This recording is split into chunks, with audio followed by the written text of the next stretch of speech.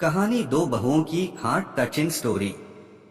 ममता को तारीफ शब्द पता ही नहीं था। घर के सारे काम वह एकदम सही सी करती थी। खाना बहुत स्वादिष्ट बनाती थी, लेकिन फिर भी आज का खाना अच्छा था बहू ऐसा उसकी सास कभी भी बोलती नहीं थी और पति भी कभी उसकी प्रशंसा नहीं करता था। उसने बनाया हुआ खाना चुपचाप खाकर उठकर दोनों पति और सास चले जाते थे। उसने खाना खाया या नहीं इसका उन दोनों को फर्क नहीं पड़ता था। सास को वह पसंद नहीं थी। उसके हाथों से जरा सी भूल हो गई तो सास तुरंत गुस्सा करती थी। उससे भी बुरी बात यह थी कि उसके पति और उसके बीच बातचीत का ज्यादा नहीं होती थी और उन्होंने ये चुप्पी बनाए रखी थी। वह उस पर ध्यान नहीं देता था। परदेश में पढ़ाई करने गया हुआ छोटा देवर मात्र समय समय पर ममता को फोन करता था, पूछता था भाभी कैसी हो। उसका फोन आने पर ममता बहुत खुश होती थी। बेटे समान देवर से बात करके उसका मन हल्का हो जाता था। कुछ ही दिनों में देवर की पढ़ाई खत्म हो गई और वह घर आया। थोड़े समय के भीतर उसे एक अच्छी नौकरी भी मिल गई। ममता को बहुत खुशी मिली। नौकरी लग जाने के बाद उसकी सास अपने छोटे बेटे की शादी के लिए बातचीत करने लगी, पर देवर को एक भी लड़की पसंद नहीं आती थी। इसने ही बोला होगा उसे मना करने को सोचकर सास ममता को ही दोष दे रही थी।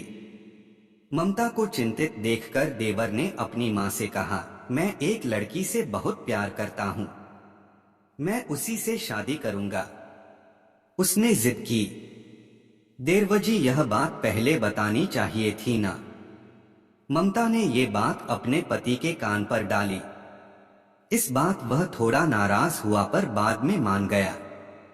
सवाल बचा सास का अपने छोटे बेटे का मन कैसे दुखाएगी वह।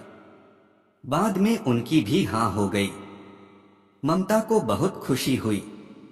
उसे लगा एक अच्छी सहेली आ जाएगी अब साथ देने के लिए, दिल के राज बताने के लिए। पर कैसी होगी छोटी देवरानी, रस बस जाएगी हमारे साथ और इस घर में, या वह एक अलग दुनिया बसाने पर जोर देंगी देवर जी को।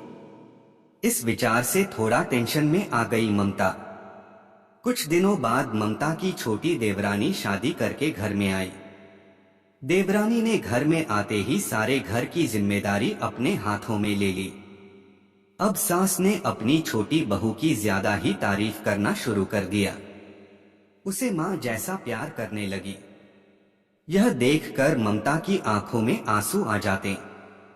वो सोचती मैं भी तो यही काम करती थी, फिर मेरे साथ ही क्यों ऐसा बर्ताव। अब थोड़े दिनों बाद छोटी देवरानी पूरे घर पर राज करेंगी और फिर मेरी जगह वहां पर कोने में होगी। अपने ही विचारों में खो गई। ममता के भाव समझने पर छोटी देवरानी ममता के हाथ अपने हाथ में लेकर बोली, दीदी मुझे सब पता है, मुझे अपनी छोटी बहन समझिए, देखना बहुत जल्दी सब ठीक हो जाएगा। छोटी देवरानी ने पूरे घर की जिम्मेदारी तो ले ली, लेकिन कामों में कुछ ना कुछ बार बार भूल करती थी। फिर देवरानी ममता के पास जाती और मदद मांगती थी। ऐसा रोज ही होने लगा। यह देखकर सास लेकिन गुस्सा हो गई, मेरे रहते हुए वह छोटी बहू बड़ी बहू को क्यों पूछती रहती है। फिर सास भी रसोई घर में आकर चार काम शुरू करने लगी। धीरे धीरे वह छोटी बहू के साथ साथ अनजाने में बड़ी बहू से भी प्यार से बर्ताव करने लगी, प्यार से बोलने लगी, नए पदार्थ दोनों को सिखाने लगी, भूल समझकर समझाने लगी। अब सास और दोनों बहुओं में अच्छी दोस्ती होने लगी। इस वजह से बड़ी बहू का स्वभाव भी अच्छा होने लगा। उसके स्वभाव में खुलापन आ गया। सास भी दोनों के साथ कभी शॉपिंग तो कभी फिल्म देखने जाने लगी। वो अपनी दोनों बहुओं को समान प्यार करने लगी थी। इस वजह से घर का माहौल हंसता खेलता हो गया। इसके अलावा अपने भाई और उसकी पत्नी की बॉन्डिंग देखकर ममता का पति भी उसके साथ अच्छा व्यवहार करने लगा। यह देखकर छोटी बहू बहुत खुश हुई। दीदी घर पर पहले आप ही का हक था। ऐसा बोलकर छोटी बहू ने पूरी घर की जिम्मेदारी अपने जेठानी को दे दी। साल भर में ममता के देवर को अच्छे वेतन और बड़ी पोस्ट पर स्थानांतरित किया गया। अब छोटी देवरानी भी अपने पति के साथ परदेश जाएगी और मैं फिर अकेले रह जाऊंगी। इतना ही नहीं, इतने सालों बाद सास का व्यवहार जो इतने सालों बाद बदल गया था वह फिर से वही हो गया। तो इस विचार से ममता डर गई। देवरानी की ममता को इतनी आदत हो गई थी कि उसके बिना घर काटने को दौड़ेगा। देवरानी के आ जाने से घर का माहौल बदल गया था। वह थी ही ऐसी खुशमिजाज और ऊर्जावान, जैसा के नाम से पता चलता है। यहाँ देवरानी की हालत भी कुछ अलग नहीं थी। उसे दुख हुआ कि यदि यहाँ रहना पड़ा तो उसे अपने पति से दूर रहना पड़ेगा। अंत में ममता ने देवरानी को पूछा तो देवरानी ने जवाब दिया कि दीदी मैं सारा दिन नए स्थान पर अकेली रहूंगी, उससे अच्छा मैं यहीं हूँ। आपके देवर को बोला है मैंने शनिवार और रविवार की छुट्टियों में आप ही यहाँ आ जाया करें। मैं भी उनके साथ जाया करूंगी बीच बीच में थोड़ा बदलाव के लिए। उस पर वह बोलते हैं कि 6 महीनों में वापस यहाँ ही बदली कर लूंगा मैं। अपने पति की नकल करके देवरानी बोली और छोटी देवरानी भी हंसने लगी। अपनी आंखों के आंसू पोंछते हुए ममता बोली छोटी यह दिन वापस नहीं आने वाले।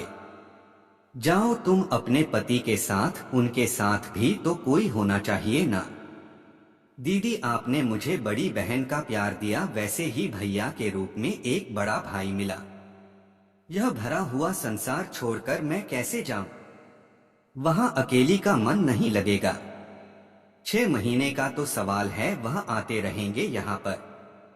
यह सुनकर ममता ने अपनी देवरानी को खुश होकर गले लगाया। तभी देवरानी ममता को बोली अपने पति के साथ एक अलग जीवन बनाने में समय नहीं लगता, अपनों में रहकर पति की प्रतीक्षा में ही आनंद है। दोस्तों, 2 अलग अलग घर और ससुराल से आने वाली यह लड़कियां अपने नए घर के लिए सब कुछ करती हैं। पता ही नहीं चलता कि कब एक दूसरे की आदत हो जाती है।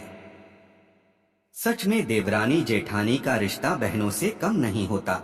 आशा करता हूँ आपको ये कहानी पसंद आई होगी। अगर आई है तो वीडियो को लाइक और अपने दोस्तों के साथ शेयर करें।